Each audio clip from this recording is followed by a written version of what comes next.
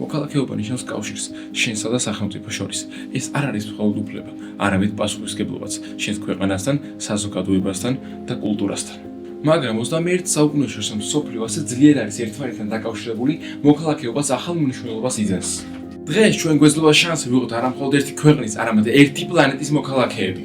და სწორედ აქ ჩნდება იდეა გლობალური მოქალაქე. გლობალური მოქალაქე არის ადამიანი, რომელიც ასრულებს, რომ მისი მოქმედებები გავლენას აქვთ გლობალურ პროცესებზე, კლიმატის ცვლილებებზე, ადამიანის უფლებებზე, განათლებაზე და ტექნოლოგიებზე. ის უგნობს სხვებზე, პატივსებს განსხვავებულ კულტურებს და ცდილობს იასუნოს უფრო ფართოდ, ვიდრე თავისი ქვეყნის შემოფარგლული სივრცე. გლობალური მოქალაქე არ არის ადამიანი, რომელიც უარს ამბობს საკუთარ იდენტობაზე. ეს არის ადამიანი, რომელიც იცავს საკუთარ კულტურას, მაგრამ ამავდროულად ღიაა და პასუხისმგებელია მთელი კაცობრიობის წინაშე.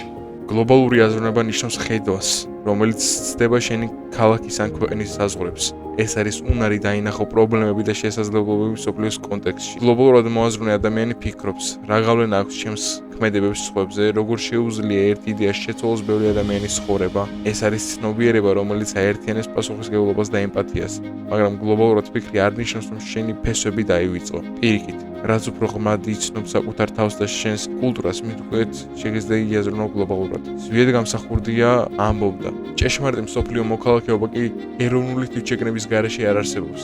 ის, ვინც გაინგლისელდება, გაგერმანელდება, გაფრანგდება, გარუსდება, გაამერიკელდება, ვერასდროს გახდება ინგლისელი, გერმანელი, ფრანგი, რუსი ან ამერიკელი და ქართველობასაც დაჰკარგავს.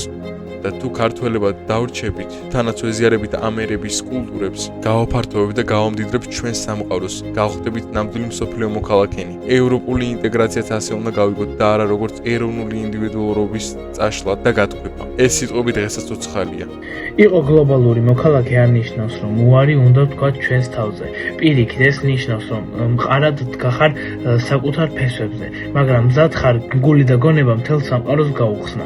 ეს ნიშნავს, რომ აფასებ იმას, ვინც ხარ, ქართველი და ამავდროულად ცდილობ გაიცნო სხვები, ისწავლო მათგან.